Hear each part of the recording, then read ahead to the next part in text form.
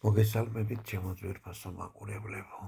ეს გახლავთ სენსაციური კადრები გამოტანილი კოსმოდრომ ბაიკანურიდან.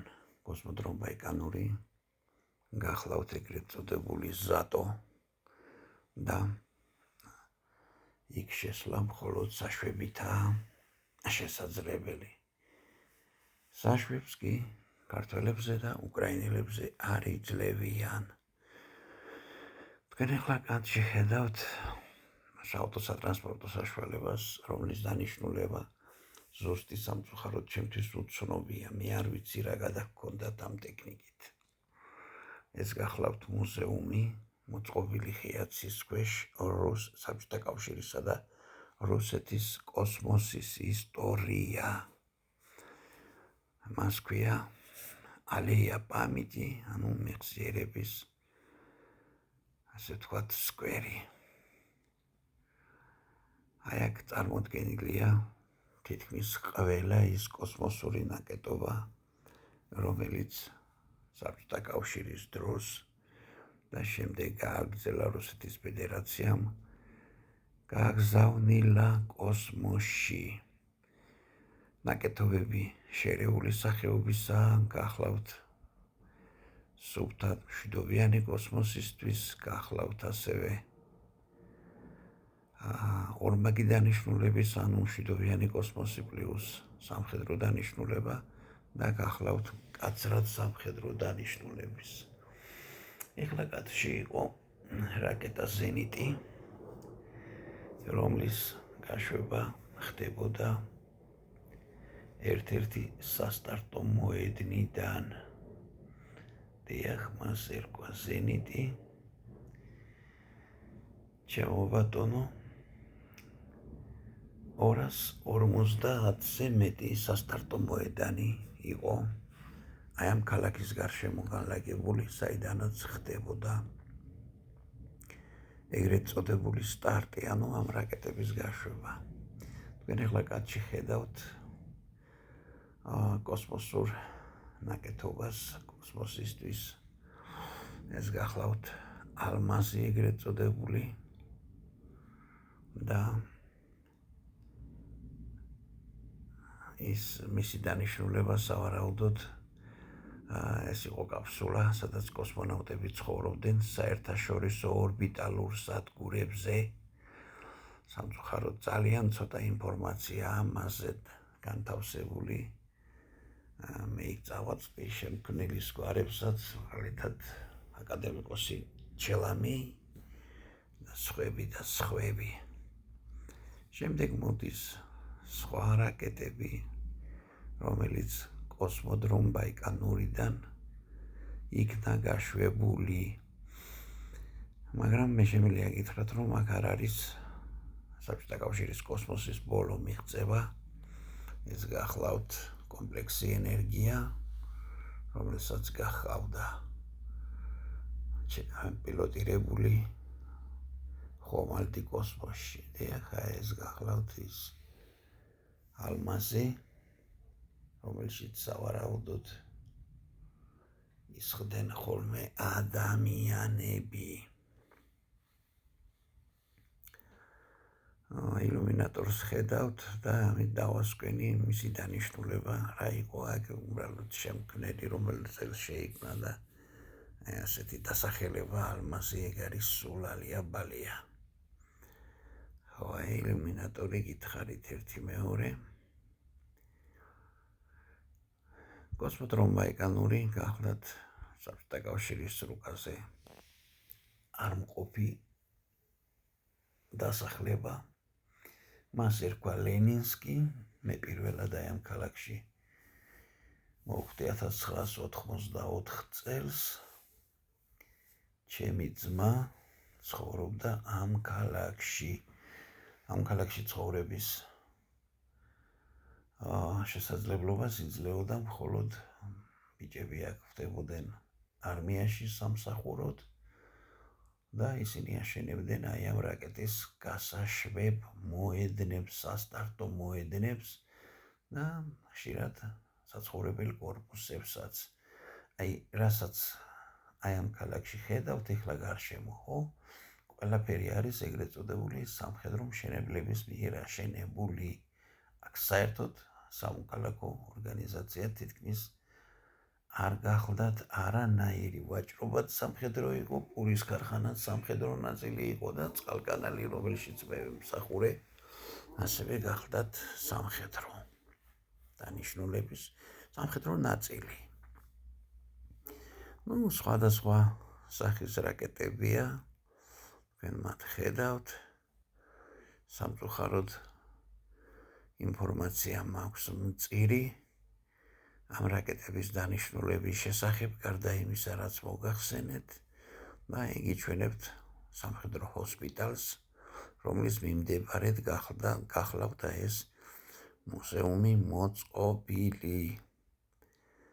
ჩემო ბატონო, თვითონ ჰოსპიტალი, ეს ცალკე თემა გახლდათ, ის საბჭოთა კავშირის მასშტაბით იყო ნომერ მეორე ჰოსპიტალი, ბურდენკოს სახელობის ჰოსპიტალის შემდეგ. მაღალი აკადემიური კვალიფიკაციის ექიმები მოღვაწეობდნენ აქ, ასევე შედარებით მაღალი იყო ის ტექნიკურ სამეცნიერო ბაზა, რომლითაც აქ კეთდებოდა კურნალობა და ქირურგიული ოპერაციები. თქვენს მონამორჩილს აი აქ 1987 წელს ამოაჭრეს კვანძოვანი ჩიყვი, მეორე ხარისხის, ანუ ფარისებური ჭირკვის კეთილთვისებიანი სიმსივნე. აი ისევ რაკეტებისკენ გადმოვინაცვლეთ. ხო, სამხედრო ჰოსპიტალში ცნობილი ქართველი ექიმი მოღვაწეობდა, ედიკო ხარაზიშვილი, მედიცინის პოლკოვნიკი, ნეიროქირურგიული განყოფილების გამგეწნების განმავლობაში, შემდეგ ის ისევ პენსიაზე გასვლის შემდეგ მუშაობდა ძალიან დიდ ხანს აქ და საბოლოოდ გადავიდა საცხოვრებლად ქალაქ სანქტ-პეტერბურგში, სადაც გარდაიცვალა კიდეც. ახლა ეს გახლავთ ჰოსპიტალი. ეს იყო ფაქტიურად უზარმაზარი სამედიცინო ცენტრი 5 თუ 6 კორპუსით. ყველაზე ახალი 6 სართულიანი კორპუსი გახლდათ. ახლა კაცში მოხვდებათ კაცრად სამხედრო დანიშნულების კოსმოსური ნაკეთობა. ეს გახლავთ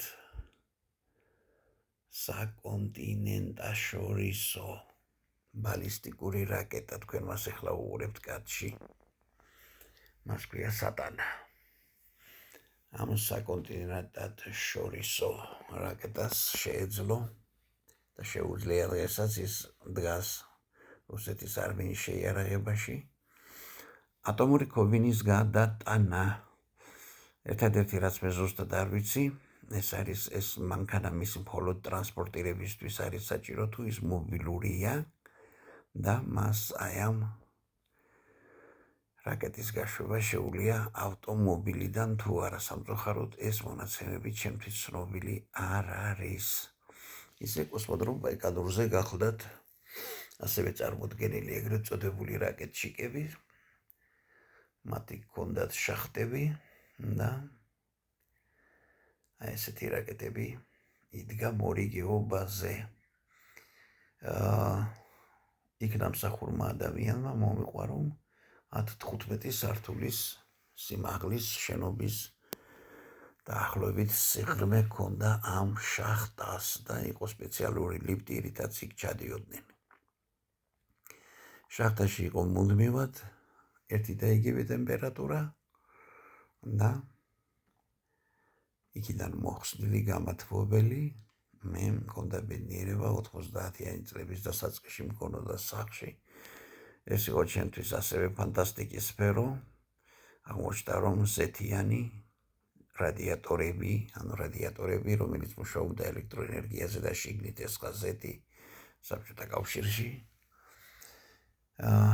ხდებოდა მისი გამოშვება უბრალოდ ის სამხედრო დანიშნულების ობიექტებზე გამოიყენებოდა და არ იყო მასიურ გაყიდვაში. საოცარი იყო ალუმინისგან შექმნილი ნაკეთობა ეგრეთ წოდებული დურალი, რომელშიც შიგნით ესხა ზეთი და სავარაუდოდ იყო სპირალი, ის ცხელდებოდა ფანტასტიურად და გამოსცემდა ფანტასტიურ სითბოს. აი ასეთი გახლავთ კოსმოდრომი ბაიკანური. ნელ-ნელა ჩვენ გავიარეთ უსაფრთხოდ ეს მანძილი, რომ დღესასწაული გახლდათ აპრილის თვეში ამ წელს გახლდით და უნებართოდ ვიყავი შესული და ამიტომ შიში იყო მაღალი, იმიტომ რომ იქ სპეცსამსახურები მორიგეობენ და შეიძლება ვიღაც ლოთი იჯდეს. და ამ დროს ის აქტიურად უთვალთვალებდეს იმ ადამიანებს, ვინც აქ აქტიურ აუდიო-ვიდეო გადაღებას ეწევიან და შემდეგ მარტივად მოგიახლოვდება ვინმე და ერთ ფრაზას გეტყვის. თქვენი საშვი თუ შეიძლება და დამთავრებული. საშვი არა გაქვს, ჩათვალე რომ რამოდენიმე სისხლის სამართლის დანაშაული გაქვს ჩადენილი, უკანონო შეღწევა და ასე შემდეგ და ასე შემდეგ. აი კაცში გამოჩნდება ეგრეთ წოდებული სპუსკაემი აპარატი, ანუ რითაც კოსმონავტები მას შემდეგ რაც შეასრულებდნენ იმ ამოცანებს, რომელიც მათ წინაშე იყო დასახული, ეშვებოდნენ დედამიწაზე. ეს ანტენებია, რითაც მათთან მყარდებოდა კავშირი და შემდეგ მოდის აი ეს სპუსკაემი აპარატი, რომელიც როგორც მითხრეს, რამოდენიმეჯერ არის დამყოფი კოსმოსში და ეხლა როგორც სამუზეუმო ექსპონატი იმყოფება აი აქ. საოცარი ნაკეთობაა, უნდა გითხრათ, როდესაც ატმოსფეროში შემოიჭრება ეს კაფსულა, იწყება ხახუნის ძალა, მოქმედებას იწყებს და არის საშიშროება, რომ ამ ნაკეთობას არ გაუჩნდეს ხანძარი, მაგრამ მას ისეთი დამცავი კედელი აქვს, რომ მას არასდროს არ გაჩენია ხანძარი, ის ასევე არის ფენით დაფარული შიგნიდან, რომელიც აი ამ გარედან წარმოშობილ დიდ სიცხეს მაქსიმალურად აკავებს გარეთ, რათა იქ არ დაზიანდნენ კოსმონავტები. თუმცა იყო შემთხვევა, როდესაც ვერ იქნა გათვლილი, თუ რა რაოდენობის ჟანგბადი უნდა ყოფილიყო იქ, რათა კოსმონავტები მშვიდობიანად დაშვებულიყვნენ. აპარატმა უფრო დიდხანს მოანდომა დაშვება და სამწუხაროდ ადამიანები შიგნით გარდაცვლილი იპოვეს. აი ეს გახლავთ ეს სპუსკაემი აპარატი და მასთან დაკავშირებული ისტორიები. აი ასეთი სენსაციური მასალის გამოტანა მოახერხე საბჭოთა კავშირის და რუსეთის კოსმოსის ისტორიის შესახებ. მინდა სულ მადლობა გადაგიხადოთ და გთხოვოთ გამოიწერეთ ჩემი ხიბულა არხი, რათა მე შევძლო უფრო მეტი მოგზაურობა და უფრო მეტი საინტერესო კადრების თქვენთვის ჩვენება. გისურვებთ ჯანმრთელობას, გისურვებთ დიდი ხნის სიცოცხლეს და ყოველივეს საუკეთესოს ცხოვრებაში. გაიხარეთ, სულ კარგად იყავით, ბედნიერად იყავით და იმოგზაურეთ რაც შეიძლება ბევრი. ჰოსპიტალის კადრები ვლომად მაქვს გამოყენებული და გადაღებული აქ, თუმცა ძალიან ვჩქარობდი, უნდა გითხრათ, რომ ეს მონაკვეთი გამევლო უპრობლემოდ. კიდევ ერთხელ უმორჩილესად გთხოვთ, გამოიწერეთ ჩემი ხიბულა არხი, დამიწერეთ კომენტარები, დამისვით ლაიქები და ასე შემდეგ. მადლობა.